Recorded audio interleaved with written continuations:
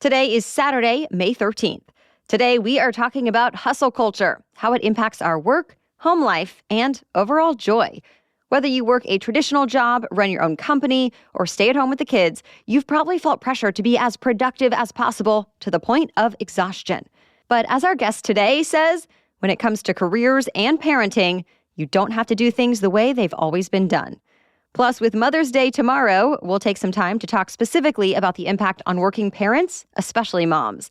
Our guest, Sarah K Peck, even breaks down what she calls the parenting math. Sarah K Peck is the founder and CEO of Startup Parent and host of the Startup Parent podcast, featuring women in entrepreneurship, business, and parenting.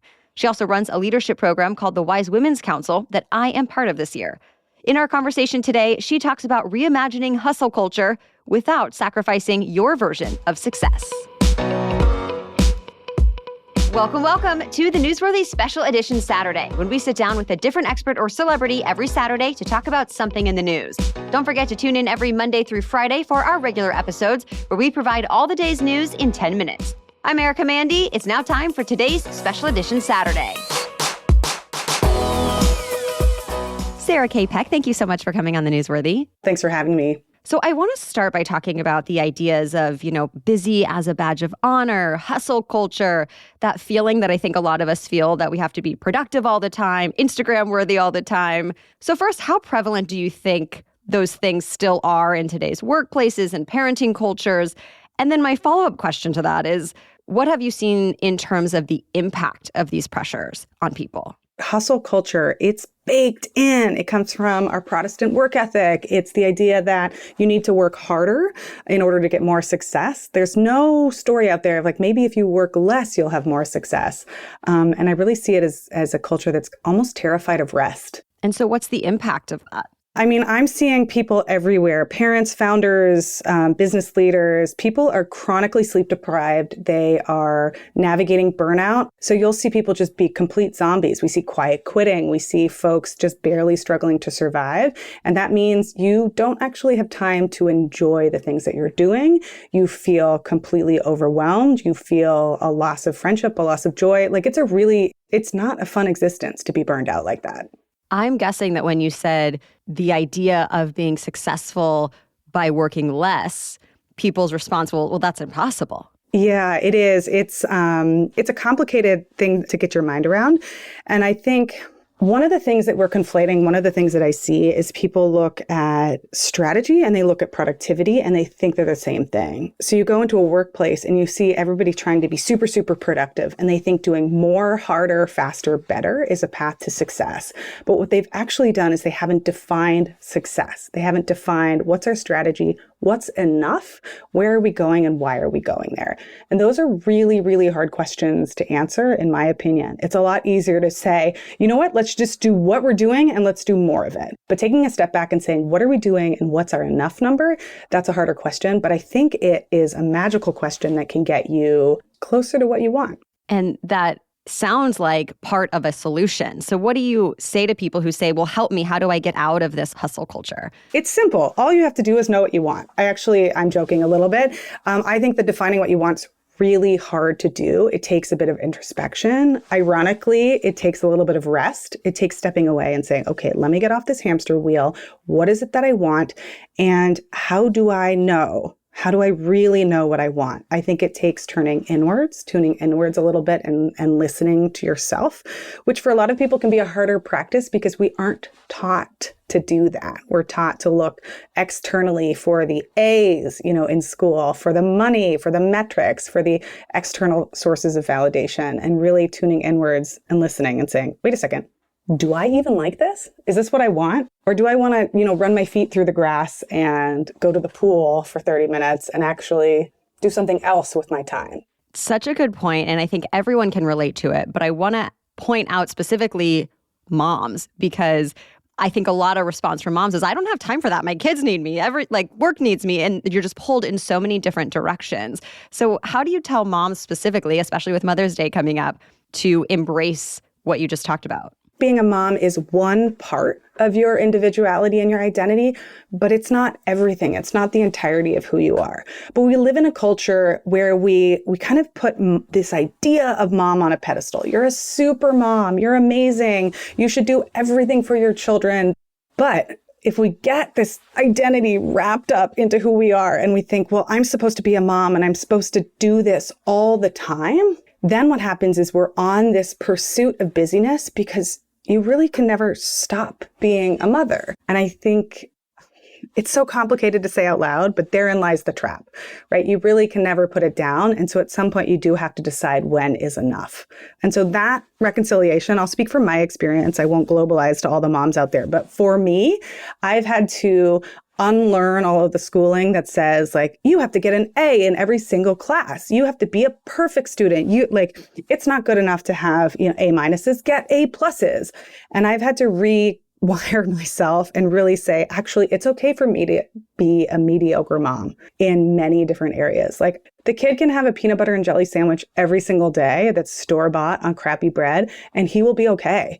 Like he's going to be just fine. And I don't need to go to the end of my life being like, I did it. I made all those lunches perfectly. And on the flip side, you are making time for the things that bring you joy. Yes. And to be more selfish in the appropriate way, to say like, hey, like my dear kiddo, my darling kiddo, I love you. You love video games. Why don't you go knock back and have some video games for an hour? And I am going to sit on the couch and like fart around because I like watching Instagram. Like we're both going to sit here and do this stuff. Or I'm going to talk to some friends because frankly, they're more interesting for me to talk to than you right now. And it's okay for me to say that. It's okay. I won't say that directly to my kid. I won't be like, you bore me to tears. But to my friends, I'm going to be like, I need some adult stimulation because I'm a complicated person that wants to do more than just talk to a 4-year-old. And that brings me to something you've written about that I thought was really interesting, which is the parenting math, where you actually do the math. And this was in response to hearing people say, if you don't want to spend time with your kids, then why did you have them? So tell me about why you wrote this article and then a little bit, at least, about the actual parenting math that you found. There's nowhere else in society where we judge and shame people so much for not doing something every single waking hour of every single minute. Like Michael Phelps, super, super duper swimmer. Pick your favorite athlete. You know what they do more than training? Sleep. Every athlete in the world that's like this masterful performer, they actually sleep more than they train. But in motherhood specifically, it's like, oh, you're not with your kids right now? What's wrong with you? You're not a good mom. And it's like, hey, whoa. And so I love math. And I looked at it. I was like, okay, there's 168 hours in every single week. And if I put my child into daycare for 40 hours, call 50 hours a week, 50 hours a week. That's still 118 hours of my week that I'm with my child. Like we're good. So I'm a huge fan of daycare. I'm a huge fan of getting support and help. And if you're thinking to yourself, and this is the math that I did in this piece that kind of went viral. If you're thinking to yourself, yeah, but they sleep a lot. Yeah, they do. And they don't. You're still with them overnight. You're putting pajamas on them. You're nursing them if you're feeding them as young children. You see them on a weekend. The weekend is 63 hours long. And if you spend 60 to 90 hours a week with your kids, taking care of them, providing a service. In many places in this economy, people would call that a full-time job, and you would be celebrated for doing that. Still ahead, Sarah K Peck shares some critical advice for how to design a work schedule that works best for you, even if you're not sure your boss would accept it. Plus, her thoughts on the challenges both women and men face when they become parents. But first, a quick break for our sponsors. Michael Jackson was one of the most influential pop stars of all time, but his legacy is tainted by accusations of sexual abuse. Since his death in 2009, the world has struggled with how Michael Jackson should be remembered. As an eccentric cultural icon, a global humanitarian, or a monster. In their new podcast, Think Twice, Michael Jackson, journalists Leon Neyfakh and Jay Smooth delve into the complicated and unresolved legacy of the King of Pop. Through dozens of original interviews with people who watched his story unfold up close, Think Twice reveals a new perspective on his artistry, his controversies, and how we should remember him. Follow Think Twice, Michael Jackson on Audible or the Amazon Music app. Also, thanks to our sponsor, Rothy's. It's that time of year that you might be thinking about spring cleaning. As part of that, I always like to go through my closet and donate a bunch of stuff I don't wear and refresh my wardrobe. Well, that said, I noticed that my Rothy's shoes always go in the keep pile, season after season, year after year, because they have a timeless style, they are super comfortable right out of the box, and they're high quality and durable, so they still look great after many wears. They're even machine washable. I love that I can feel good about buying more and upgrading my wardrobe when I get Rothy's shoes or bags because they're always made in a sustainable way. I love knowing that I'm supporting a company that has repurposed 158 million single-use plastic bottles and counting. While I'm also getting a new pair of favorite shoes that I know will be something I'll want to wear for a long time. In fact, Rothy's original slip-on sneaker won Best Slip-on Sneaker from Self Magazine's 2022 Sneaker Awards. So for stylish and sustainable shoes, shop Rothy's. Get $20 off your first purchase at rothys.com/newsworthy.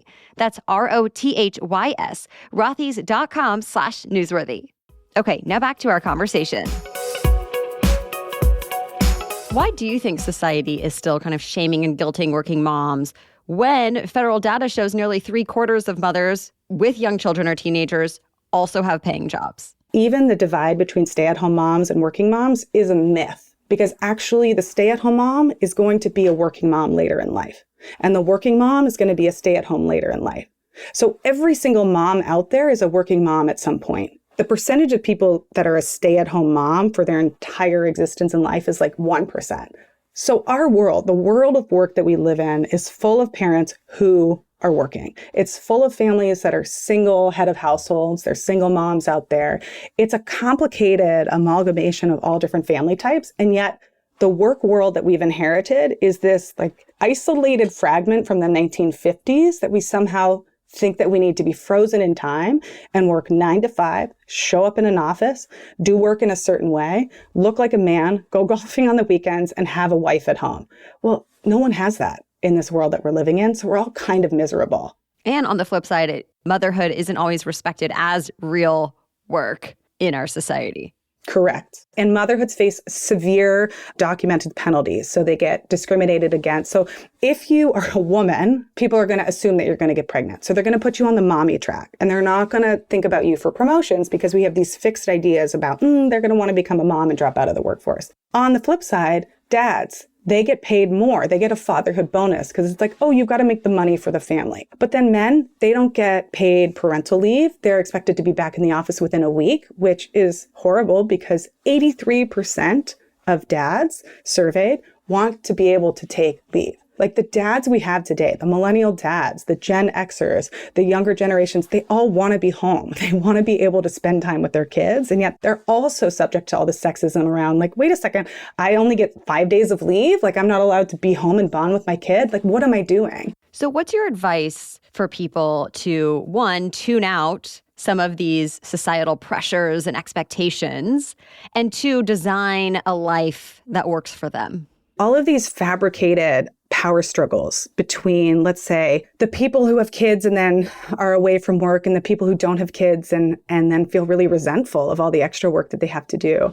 This is a missed opportunity because we're actually in this together. That's my fundamental foundational belief. It's like, no, you shouldn't be taking on more work because I'm leaving. We should be hiring extra folks for the company so that we can manage this all together. And so what do? First, remember that you're not alone. Second, remember that you're on the same team. And third, if you have any itch or inkling inside, this is how I know that something is wrong. When I start to get twitchy or bothered or irritated, that's my internal compass telling me, wait a second, something's not right here. And so if I have the beginnings of anger or frustration or irritation at 6 p.m. at night because I stayed too late at work, it's more than likely true that 4 p.m. was the natural cutoff time and that there are other people out there that also want to be able to leave work at 4 p.m. And it doesn't mean they want to work less hard. It doesn't mean that they don't want to be involved or engaged. It just means they want to shift and be more dynamic with the system and create a better way of working. I want to give some examples of how people are kind of designing their life and still getting the things done that they need to get done. I don't know if you can share a little bit more about how you do it and or give us a couple examples of entrepreneurs that you've worked with that are doing it in a different way than the norm. I remember one person I interviewed, her name is Shama Haider, and she's the CEO and founder of Zen Media, and she's a night owl. She loves staying up late. She used to work from like 11 p.m. until like 4 a.m. And she'd go to sleep like in the wee hour of the morning and then sleep until 11 or noon. Then she got pregnant. She's like, oh, you know what? I'm going to shift my schedule. I'm going to be a morning person now. And she said for about 4 months, she tried to wake up at 5:30 or 6:30, and she just hated every minute of it. So she said, wait a second, how do I get the schedule that I want? She hired a nanny to come at like 5:30 in the morning, gave them the keys to her house. They come in, they take care of the baby until like noon. She starts her parenting at 12. She parents until like 8 p.m., puts the baby down, and then she starts her work day in the evenings. And she says she gets some work done in the nap time, but she loves working overnight. So she kept that schedule after having a kid. And I just thought that was genius. We can acknowledge that in a lot of these circumstances, there's some privilege that comes that you have the money to hire a nanny and all of those things. But I like the idea that if you can get creative and figure out what works for you, it doesn't have to look like everybody else. That's right. I think there's a lot more flexibility in the work world if you take a little bit of gumption and a little bit of elbowing it out. And what's that phrase? Like ask for forgiveness, not permission.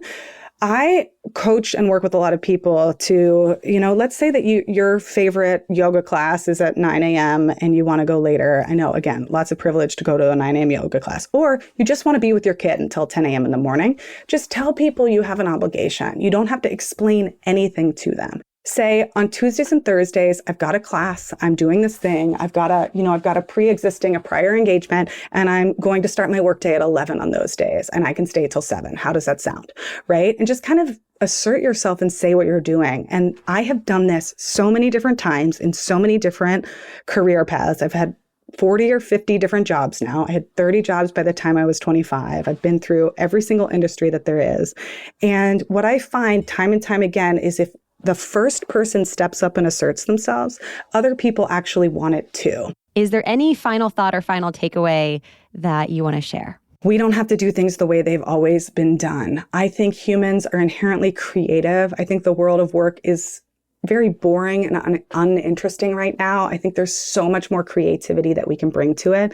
And so if you have just like an inkling or an itch or an idea, try it and see. Try a little tiny experiment every single day, and you can maybe change the world of work. Well, thank you so much to Sarah K Peck for joining us here on The Newsworthy. Be sure to check out the Startup Parent podcast and all that Sarah does over at startupparent.com.